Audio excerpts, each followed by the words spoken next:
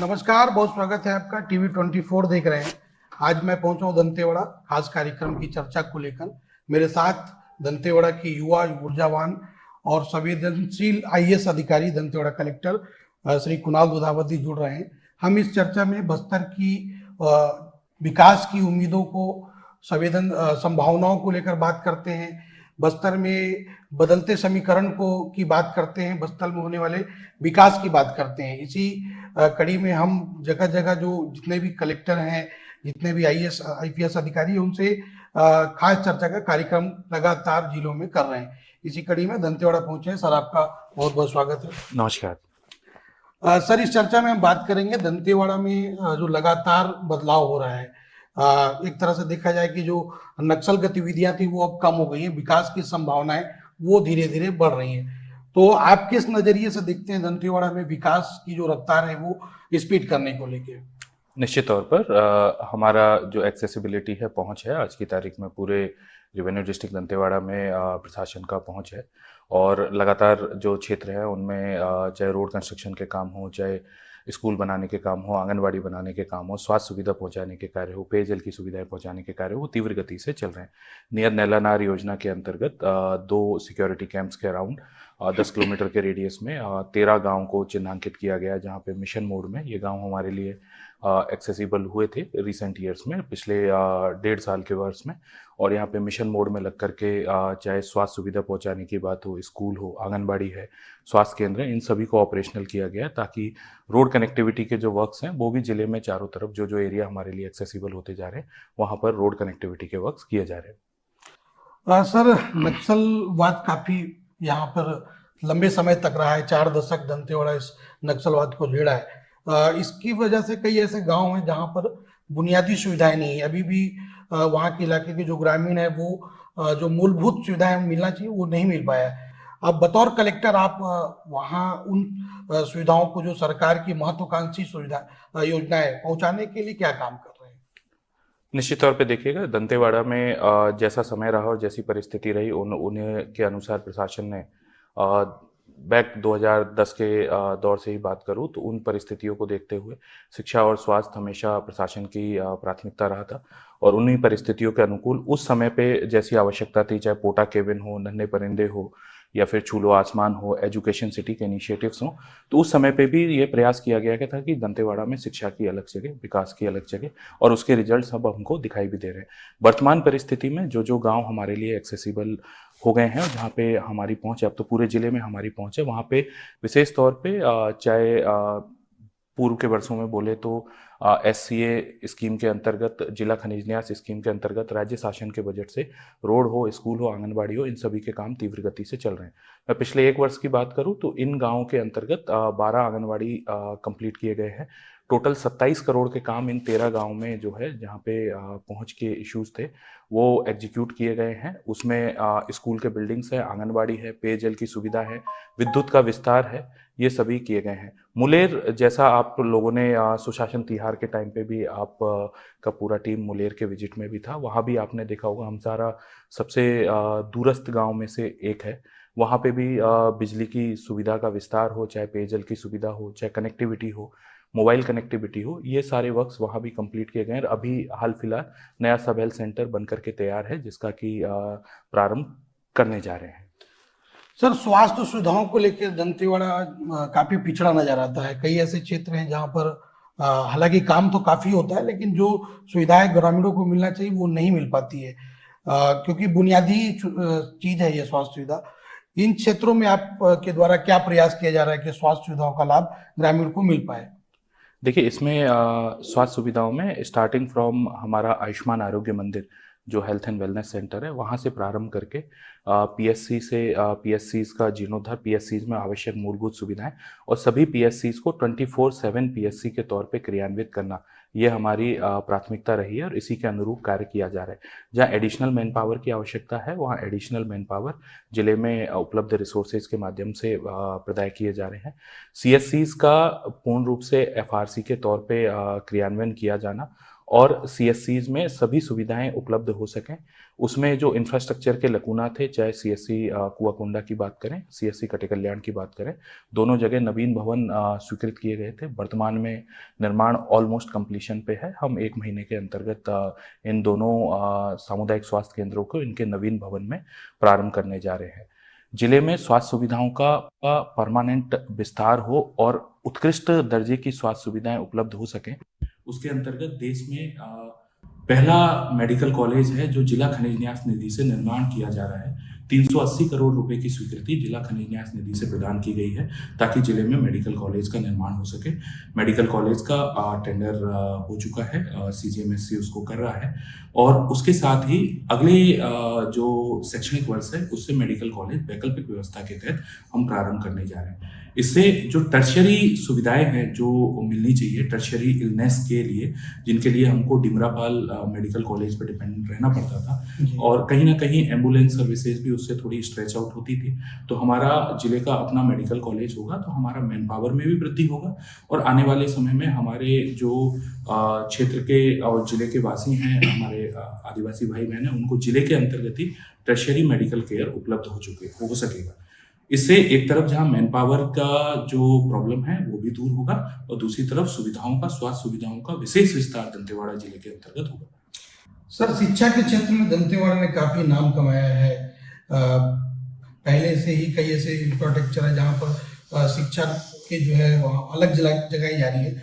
Livelihood college, city, नन्हे पिरंदे, ऐसे ये एजुकेशन हब है जहाँ पर खासकर नक्सल क्षेत्र के बच्चों के लिए काफी सुविधाएं दी जा रही है। इसको और बढ़ाने के लिए, यहाँ के बच्चों को और ज्यादा प्रोत्साहित करने के लिए और क्या क्या विकास शिक्षा क्षेत्र में किया जा रहा है? जैसा मैं आपको पहले भी बता रहा था, शिक्षा हमेशा जिला प्रशासन की दंतेवाड़ा के अंतर्गत प्राथमिकता रहा है और जैसी परिस्थितियां रही 2010 के दौर से ही उसी के अनुरूप जो है नवाचार जिला प्रशासन के माध्यम से किए गए। वर्तमान में रेगुलर इंस्टीट्यूशंस के अलावा आस्था विद्या मंदिर, सक्षम विद्यालय दिव्यांग बच्चों के लिए, नन्हे परिंदे छोटे जो हमारे युवा हैं उनके लिए नवोदय की तैयारी कराने के लिए, छूलो आसमान जिले के अंतर्गत जो हमारे नीट और आईआईटी जेईई में जो बच्चे जाना चाहते हैं, आगे मेडिकल और इंजीनियरिंग की पढ़ाई करना चाहते हैं, उनके लिए विशेष संस्था संचालित है।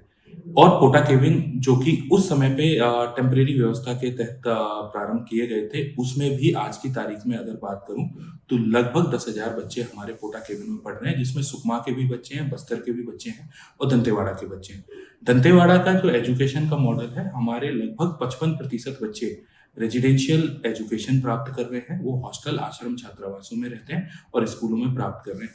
इसी का रिजल्ट है कि पिछले वर्ष की अगर बात करूं तो 10वीं क्लास में दंतेवाड़ा ने राज्य में पासिंग परसेंटेज में प्रथम स्थान प्राप्त किया था और 12th क्लास के रिजल्ट्स में 6th पोजीशन दंतेवाड़ा ने बनाई थी।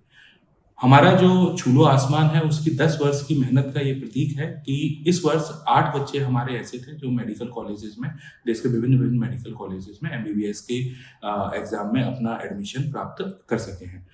सर, नक्सलवाद धीरे धीरे तो सिमट रहा है और कई ऐसे माओवादी हैं जो मुख्य धारा में जुड़े हैं। बतौर आईएएस अधिकारी और कलेक्टर आप कैसे देखते हैं कि ये जो संभावनाएं हैं, जो आत्मसमर्पित नक्सली उनको पुनर्वास के तहत क्या क्या योजनाएं देनी चाहिए और किन किन चीजों का उनको लाभ मिल रहा है, और भी जो माओवादी जो जंगल में काम कर रहे हैं उनको क्या इन योजनाओं से प्रेरित होकर आत्मसमर्पण के लिए बल मिल पा रहा है? देखिए, केंद्र सरकार और राज्य सरकार की जो नक्सल पुनर्वास नीति है उसके अंतर्गत पुनर्वास की जो भी सारी सुविधाएं हैं उनको जिला प्रशासन क्रियान्वित कर रहा है।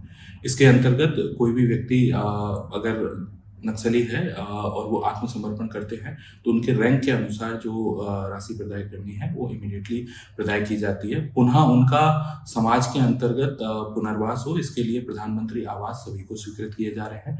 उनकी लाइवलीहुड गतिविधि उनको अल्टरनेट लाइफ में प्रदान की जा सके, इनके लिए उनके चॉइस के अनुरूप ट्रेड्स में उनको प्रशिक्षण दिया जा रहा है और प्रशिक्षण के अभी तक लगभग 150 काडर्स ऐसे हैं जो हमारे साथ प्रशिक्षण ले चुके हैं। आपने कुछ समय पहले देखा। इसके अतिरिक्त ट्रेनिंग के ड्यूरेशन में उनको 10,000 रुपये प्रति मंथ के हिसाब से पुनर्वास नीति के अकॉर्डिंग उनको स्टाइपेंड प्रदान किया जा रहा है ताकि उनको पुनर्वास करने में आसानी हो सके।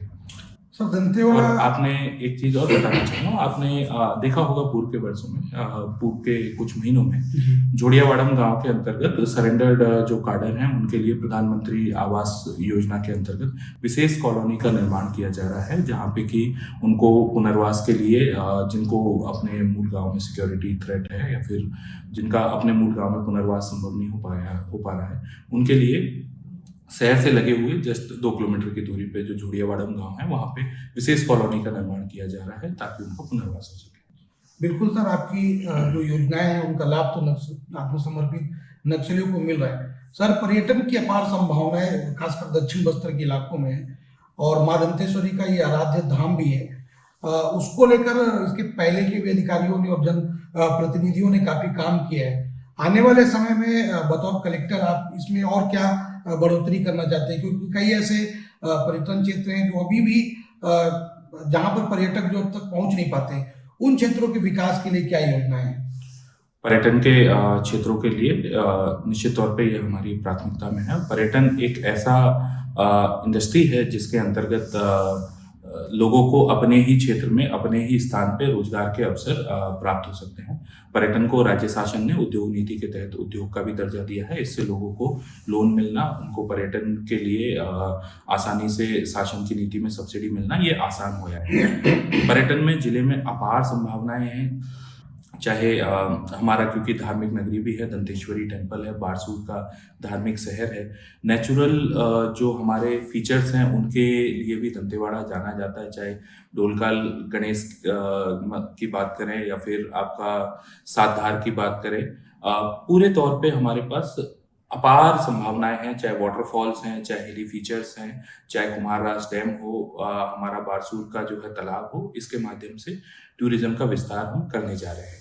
होम स्टे की पॉलिसी के तहत, क्योंकि हमारे यहाँ बहुत सारे लोग हैं जो होम स्टे करना चाहते हैं, उसके तहत 15 होम स्टेज को सिलेक्शन हमने किया था जिनका अधोसंरचना निर्माण कंप्लीट हो चुका है। तो लोग से मैं अपील भी करना चाहूंगा कि हमारे यहाँ होम स्टेज में रुकें और उनमें जो हमारी लोकल संस्कृति है, लोकल सभ्यता है, उसका भी एक एक्सपोजर प्राप्त करें। जो हमारा ग्रामीण लाइफ स्टाइल है उसका भी एक्सपोजर प्राप्त करें। वो एक अनोखा और अनुभव एक्सपीरियंस उनके लिए होने वाला है।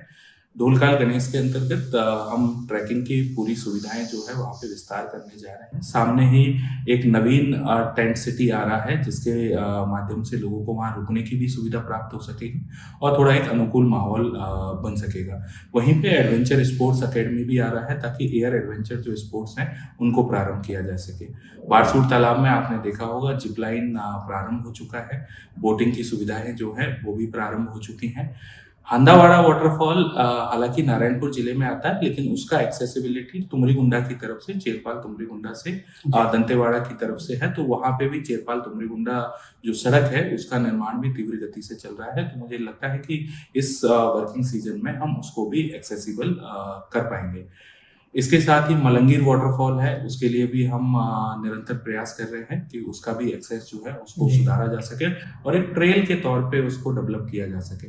आकाश नगर के पर्यटन की भी अपार संभावनाएं हैं। एनएमडीसी के साथ में कोऑर्डिनेट करते हुए यह प्रयास किया जा रहा है कि आकाश नगर की जो विजिट की सुविधाएं हैं वो आम जो नागरिक हैं उनके लिए और एक्सेसिबल हो सकें। और अगर जो है एक रिमोट पॉसिबिलिटी दिखती है कि आकाश नगर में रुकने की व्यवस्था अगर टूरिस्ट को मिल सके तो वो बिल्कुल एक अच्छा प्रयास होगा। उस पर हम अभी वर्तमान में कार्य कर रहे हैं। दंतेश्वरी मंदिर आर्कियोलॉजी सर्वे के अंदर आता है और दंतेश्वरी मंदिर के आसपास भी टूरिज्म की अपार संभावनाएं हैं। जैसा रिवर फ्रंट का निर्माण हुआ है, टंकनी नदी में हम शीघ्र ही रिवर राफ्टिंग और बोटिंग की जो सुविधाएं हैं वो प्रदान करने जा रहे हैं। Bamboo rafting, sorry, river rafting नहीं। और light and sound show evening के दौरान वो भी हमारे कार्य योजना के अंतर्गत है। उसके लिए आर्कियोलॉजी सर्वे ऑफ इंडिया के साथ निरंतर कार्य किया जा रहा है। यह प्रयास है कि जो हमारे वाटरफॉल्स हैं उनका एक्सेस जो है वो और सुदृढ़ हो, पक्के रोड से कनेक्ट हो सके ताकि टूरिस्ट को वहाँ पे जाया जा सके। लेकिन टूरिज्म में टूरिज्म के जो स्पॉट्स हैं वो भी हमारी रिस्पॉन्सिबिलिटी। मैं आपके माध्यम से सभी पर्यटकों से अपील करना चाहूँगा, टूरिस्ट प्लेसेस पे सिंगल यूज प्लास्टिक और प्लास्टिक का उपयोग ना करें और उनको विशेष तौर पे जो है साफ सुथरा रखने में हमारा सहयोग करें। बिल्कुल सर, ये तो विकास की बात हो गई, बदलाव की बात हो गई। सर मैं बतौर आईएएस अधिकारी आप हैं, और आईएएस और आईपीएस एक रोल मॉडल होते हैं युवाओं के लिए। यहाँ तक पहुंचने का सफर आपका कैसा था? आपकी शुरुआती पढ़ाई कैसे शुरू हुई, इसके बारे में भी हमारे दर्शकों को बताएं। मेरा शुरुआती पढ़ाई राजस्थान में सवाई माधोपुर डिस्ट्रिक्ट से हुआ है। सवाई माधोपुर और भरतपुर करौली 3 डिस्ट्रिक्ट्स में मैंने अपनी शुरुआती पढ़ाई की है। और शुरुआती पढ़ाई के तौर पे उसके बाद मैंने आईआईटी जेईई का प्रिपरेशन किया, और फिर मैंने आईआईटी मुंबई से कंप्यूटर साइंस एंड इंजीनियरिंग में डिग्री प्राप्त की। उसके उपरांत मेरे को कॉर्पोरेट सॉफ्टवेयर में जॉब करना था सॉफ्टवेयर इंजीनियर के तौर पे, तो उसमें भी लगभग 2-2.5 साल का अनुभव रहा। और तदुपरांत उसके बाद मैंने सिविल सर्विसेज में आने का निर्णय लिया। और मैं मैथमेटिक्स, क्योंकि मेरा शुरू से ही एक स्ट्रॉन्ग सब्जेक्ट था और मुझे विशेष तौर पे दिलचस्पी थी, तो उसके अंतर्गत ऑप्शनल का चयन, मैथमेटिक्स ऑप्शनल का चयन करते हुए मैंने यूपीएससी की तैयारी की, और फिर मेरा सिविल सर्विसेज में चयन हुआ। सर युवा आईएएस बने उसके लिए क्या करना चाहिए, और एक आईएएस अधिकारी बनने के बाद जब बतौर कलेक्टर किसी जिले में जाते हैं तो वहां पर किस तरह की चुनौतियां आती हैं? क्योंकि कई ऐसे लोग होते हैं जिनकी महत्वाकांक्षाएं भी जाती हैं, सबको समान भाव से देखना होता है। क्या चुनौतियां फेस करनी पड़ती हैं? युवाओं से मैं कहना चाहूँगा कि आसमान अपार संभावनाएं हैं भविष्य में। आपको जिस चीज़ में इंटरेस्ट हो, युवाओं से और उनके पेरेंट्स से, दोनों ही है, जिसको खास करके छोटे बच्चों के केस में, जिस क्षेत्र में, क्योंकि आज के दौर में हर क्षेत्र में अपार संभावनाएं हैं, तो जिसमें भी बच्चे को दिलचस्पी आ रही है उस क्षेत्र में उनको करियर परस्यू करने दें। युवाओं से मैं विशेष तौर पे अपील करना चाहूँगा, एक लक्ष्य और एक गोल लेकर के निरंतर उसमें प्रयास करें। उसमें कोई सेकंड थॉट देने की आवश्यकता नहीं है। लगन और मेहनत से कार्य करें, क्योंकि ये अपने जीवन के सबसे मोस्ट क्रिटिकल ईयर्स हैं, और आपको सबसे ज़्यादा किसी भी एग्ज़ाम की आप तैयारी करने जाते हैं या किसी भी गोल की तैयारी करने जाते हैं, तो आपको डिसिप्लिन, परसिवरेंस और हार्ड वर्क, इसका कोई सब्स्टिट्यूशन नहीं है। इसको आपको विशेष तौर पे फोकस करना पड़ेगा। और दंतेवाड़ा के केस में अगर मैं बात करूं, तो दंतेवाड़ा के युवाओं के लिए आसमान ही सीमा है। कहीं ये अपने मन में ना आने दे कि हम ये कैसे करें, क्योंकि दंतेवाड़ा में हमने अपार टैलेंट देखे हैं। हमने बहुत सारे टैलेंट दंतेवाड़ा में देखे हैं। आईआईटी जेईई के क्षेत्र में लोग इंजीनियरिंग की पढ़ाई में आगे गए हैं, लॉ की पढ़ाई में आगे गए हैं, मेडिकल के क्षेत्र में अच्छा करियर बनाया है। हमारे यहाँ से एडमिनिस्ट्रेटिव सर्विसेज में भी गीदम से सेलेक्ट हुए हैं लोग। तो कोई लिमिट नहीं है, आप जो चाहे करना वो कर सकते हैं। और प्रशासन का ये लगातार प्रयास है कि जिस भी क्षेत्र में मदद हो उसमें हम पूरी मदद बच्चों के लिए, युवाओं के लिए प्रदान कर रहे हैं। बिल्कुल सर, दंतेवाड़ा जैसा बेहद ही संवेदनशील जिला है ये। यहाँ की युवाओं को रोजगार से जोड़ने के लिए, खासकर महिलाओं को रोजगार से जोड़ने के लिए, उनको सशक्त करने के लिए, आत्मनिर्भर बनाने के लिए, इन दोनों ही लोगों के लिए आपके प्रशासन के द्वारा, सरकार के द्वारा क्या प्रयास किए जा रहे हैं? देखिए, महिलाओं के लिए हमारा विशेष प्रयास है कि स्व सहायता समूह से जो महिलाएं जुड़ी हुई हैं, लखपति दीदी जो भारत सरकार की पहल है, और उसके अंतर्गत एनआरएलएम मिशन के तहत सभी जो स्व सहायता समूह के कार्डर्स हैं, उनको उनके जो परिस्थिति है उसके अनुरूप कौन सा व्यवसाय वो सेल्फ एम्प्लॉयमेंट के क्षेत्र में कर सकते हैं, उसके गाँव के लिए हमारा विशेष प्रयास है कि स्व सहायता समूह से जो महिलाएं जुड़ी हुई हैं, लखपति दीदी जो भारत सरकार की पहल है, और उसके अंतर्गत एनआरएलएम मिशन के तहत सभी जो स्व सहायता समूह के कार्डर्स हैं, उनको उनके जो परिस्थिति है उसके अनुरूप कौन सा व्यवसाय वो सेल्फ एम्प्लॉयमेंट के क्षेत्र में कर सकते हैं, उसके लिए जो भी आवश्यक संसाधन है वो जिला खनिज न्यास निधि से हो या फिर बैंक लिंकेज के माध्यम से उनको प्रदान किए जा रहे हैं।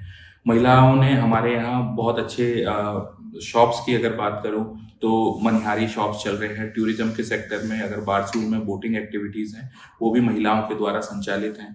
रेडी टू ईट की जो एक्टिविटीज़ हैं वो भी हमारा नया प्लांट रेडी टू ईट का, वो भी महिलाओं के द्वारा लेड, और जिले का पहला प्लांट है जो कुआकोंडा में शुरू हुआ है।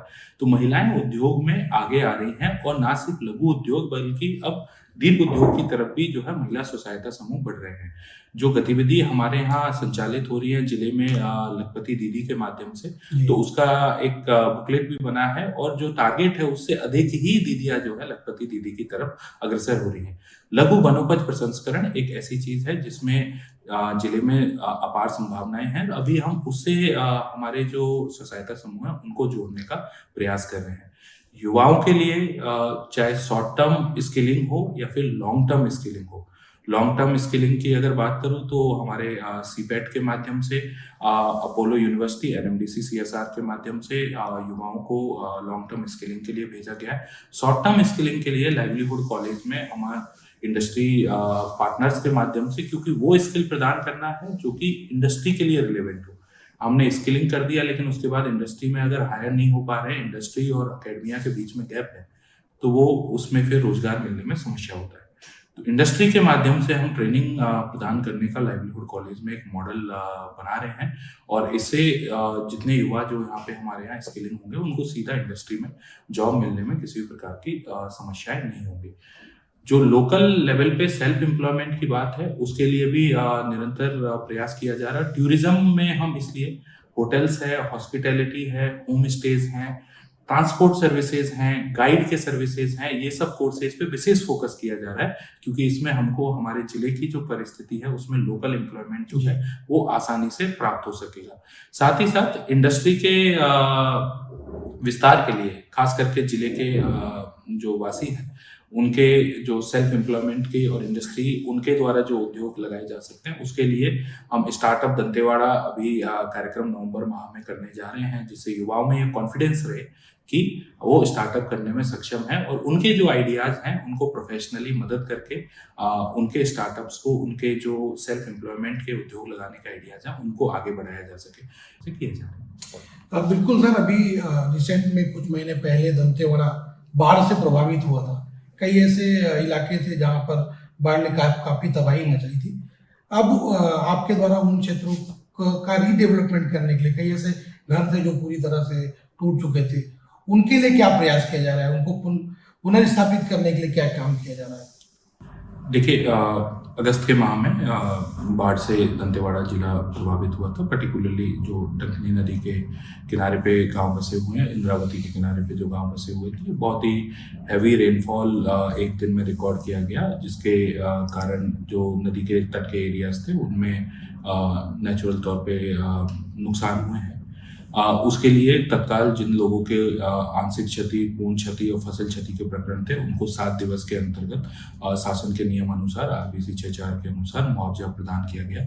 जो हमारा अधोसंरचना का नुकसान हुआ था उसका भी आकलन कर करके स्वीकृति के लिए भेज दिया। कुछ प्रोजेक्ट जिला स्तर से स्वीकृत किए गए हैं, कुछ प्रोजेक्ट राज्य स्तर से जो बजट प्राप्त होगा उससे निर्माण पूर्ण कराए जाएंगे।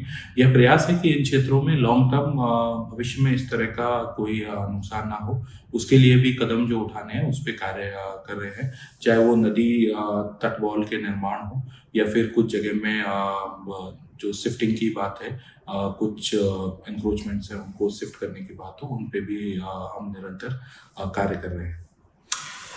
बिल्कुल सर, जैसे कि दंतेवाड़ा हमेशा नवाचार के लिए जाना जाता है। यहाँ पर बतौर कोई कलेक्टर जब आता है तो कुछ नवाचार करता है दंतेवाड़ा, उस नवाचार का उसको लाभ भी मिलता है। आने वाले 3 साल जब बचे हैं विष्णुदेव सरकार की, भाजपा सरकार की, तो और आप भी ज़्यादा समय नहीं हुआ है दंतेवाड़ा कलेक्टर रहते हुए, तो आने वाले समय में आपके द्वारा यहाँ पर कुछ ऐसा प्रयास जो दंतेवाड़ा का लाभ मिल सके दंतेवाड़ासियों को, कुछ ऐसा आपके मन में है क्या विचार? बिल्कुल, जो भी जिले की स्थिति है, परिस्थिति है और उसमें जो समस्याएं हैं उनका लोकल स्तर पे समाधान हो सके, ये प्रशासन की प्राथमिकता रहती है। इसमें हमारा यह प्रयास है कि सर्वप्रथम जो एजुकेशन सिटी निर्माण हो रहा है किरंदुल के पास में मदाड़ी गांव में, उसको ये निर्माण को मार्च तक कंप्लीट कराया जाए और वहाँ पे जो विशेष तौर पे कुआकोंडा क्षेत्र के जो बच्चे हैं, जो हमारे अस्तवाइल नक्सल प्रभावित गांव के जो बच्चे हैं, उनको प्राथमिकता दी जा सके। एक नया आस्था विद्या मंदिर मदाड़ी में संचालित किया जा सके, ये हमारी प्राथमिकता में है। टूरिज्म के क्षेत्र में जैसे आपने बताया, टूरिज्म के लिए हमारा ये प्रयास है कि टूरिज्म के सस्टेनेबल मॉडल बनाए जा सके, जहाँ पे लोगों का फुटफॉल निरंतर रहे और जो लोकल लोग हैं उनको एम्प्लॉयमेंट भी मिल सके। सभी टूरिस्ट साइट का सस्टेनेबल डेवलपमेंट, चाहे स्टे की फैसिलिटीज हो, चाहे लाइवलीहुड की वहाँ पे गतिविधि हो। आने वाले समय में आपको अच्छी गतिविधि एडवेंचर स्पोर्ट्स के माध्यम से जो साहसिक पर्यटन की गतिविधि है, बोटिंग, जेट स्की वगैरह स्टार्ट कराने को लेकर के हो, स्टे के अच्छे ऑप्शन है, ये आपको जिले के अंतर्गत देखने को मिलेंगे। स्किलिंग हमारी विशेष प्राथमिकता है। स्किलिंग में हम ऐसे नवाचार करने जा रहे हैं जिसमें कि अच्छी ट्रेनिंग, अच्छी लाइवलीहुड कॉलेज का सेंटर ऑफ एक्सीलेंस के तौर पे निर्माण कराने जा रहे हैं, जिससे कि वहाँ पे वर्ल्ड क्लास स्किल की फैसिलिटी हमारे लाइवलीहुड कॉलेज में प्रदान की जा सके, युवाओं को उससे आने वाले समय में रोजगार मिलने के अंतर्गत आसानी हो। एजुकेशन सिटी के साथ साथ हम स्पोर्ट्स सिटी का निर्माण कर रहे हैं, जिसमें कि वर्तमान में swimming pool, cricket ground, football ground, hockey ground, ये सभी प्रोजेक्ट्स हमारे निर्माणाधीन है और स्वीकृति है। तो इन सभी प्रोजेक्ट्स को आने वाले समय में, जहां एजुकेशन सिटी के साथ खेल की जो सिटी है उसका भी निर्माण कंप्लीट होगा, ताकि युवाओं का जो स्पोर्ट्स का पोटेंशियल है उसको उनको पर्याप्त अवसर प्राप्त हो सके। तीरंदाजी की एकेडमी, चाहे आउटडोर हो या इंडोर हो, उसके लिए खेलो इंडिया का ऑलरेडी एक एकेडमी चल रहा था, तो उसके अधोसंरचना का विस्तार और उसके लिए प्रोफेशनल कोचेज की व्यवस्था जिले में हो सके, ये हमारा प्रयास रहेगा। मैदान कप का जो इनिशिएटिव सचिन तेंदुलकर फाउंडेशन और मानदेसी फाउंडेशन के साथ हमारा चल रहा है, उस इनिशिएटिव के अंतर्गत पूरे जिले को अब कवर किया जाएगा और ये प्रयास किया जाएगा कि जिले के सभी गांवों में खेल की सुविधाएं उपलब्ध हो सकें और सभी बच्चों को मैदान उपलब्ध हो सके। और जो कोचेज हैं, अभी हमारा पहला बैच इस महीने गया है 30 कोचेज को, उनको सचिन तेंदुलकर फाउंडेशन और मानदेसी फाउंडेशन के माध्यम से हम प्रोफेशनल ट्रेनिंग पीटीआईज को दिलवा रहे हैं, ताकि जो टैलेंट आइडेंटिफिकेशन है उसमें हमें सरलता हो सके और उनको फिर हमारा स्पोर्ट्स सिटी में ला करके हम परमानेंट ट्रेनिंग प्रदान किया जा सके। दंतेवाड़ा की अगर बात करूं तो दंतेवाड़ा शहर के अंतर्गत ऑडिटोरियम की सुविधाओं का विस्तार हो, क्योंकि एक ऑडिटोरियम की आवश्यकता काफी बार शहरवासियों की तरफ से भी मांग आया है। और उसके अलावा संगीत जो विद्यालय है उसका परमानेंट अधोसंरचना का विस्तार हो, मेडिकल कॉलेजेस का क्रियान्वयन हो। मलेरिया मुक्त छत्तीसगढ़ के अंतर्गत दंतेवाड़ा में कुआकोंडा, कटिकल्याण, ये 2 ऐसे विकासखंड हैं जहाँ पे कि मलेरिया की समस्या अभी भी बनी हुई है। आने वाले समय में हमारा ये प्रयास रहेगा कि मलेरिया को हम जिले से पूरी तरह से एलिमिनेट कर सकें। इसके लिए जो 12वां चरण है मलेरिया मुक्त छत्तीसगढ़ का, उसका और प्रभावी क्रियान्वयन जिले में देखने को मिलेगा। साथ ही साथ क्योंकि शासन की जो राज्य शासन और केंद्र शासन की स्कीम चल रही है, चाहे और जो प्राथमिकता की स्कीम्स हैं, उसमें यह प्रयास रहेगा कि जिले के हर नागरिक को सारी स्कीम्स का लाभ मिले और जिले में संतृप्ति, जो सैचुरेशन है, वो हम शासकीय स्कीम्स का 100% सैचुरेशन अचीव कर सकें। तो इस तरह से एक मिक्स मॉडल है, इसमें नवाचार भी देखने को मिलेंगे जहाँ पे आवश्यकताएं हैं, और नवाचार में यह प्राथमिकता रहेगी ऐसे नवाचार जो कि लंबे समय तक सस्टेनेबल हो और जो शासन की योजनाएं हैं उनका बेहतर क्रियान्वयन हो, ग्राउंड पे उनका इम्पैक्ट देख सके, ये प्राथमिकता हमारी रहेगी। धन्यवाद सर, काफी अच्छा आपके साथ रहा और दंतेवाड़ा तो बदल रहा है। आपके जैसे अधिकारी इस दंतेवाड़ा, खासकर नक्सलगढ़ को बदलने में काफी प्रयास कर रहे हैं। ये थे दंतेवाड़ा के कलेक्टर कुणाल दुधावत जी। हमारी खास चर्चा के कार्यक्रम में इन्होंने दंतेवाड़ा के बदलते स्वरूप के बारे में चर्चा किया। दंतेवाड़ा में सरकार की योजनाओं और प्रशासन के द्वारा किए जा रहे काम के बारे में विस्तृत रूप से बताया, बेबाकी से अपनी बात रखी और कैसा दंतेवाड़ा होगा आने वाले समय में, इस चीजों को बताया। और हम कामना करते हैं कि दंतेवाड़ा का स्वरूप नक्सलगढ़ के बजाय विकास के नाम से जाना जाए। बहुत बहुत धन्यवाद आपका सर, एक बार फिर से। देखते रहिए आप TV24, बने रहिए हमारे आगे कार्यक्रम के लिए। धन्यवाद।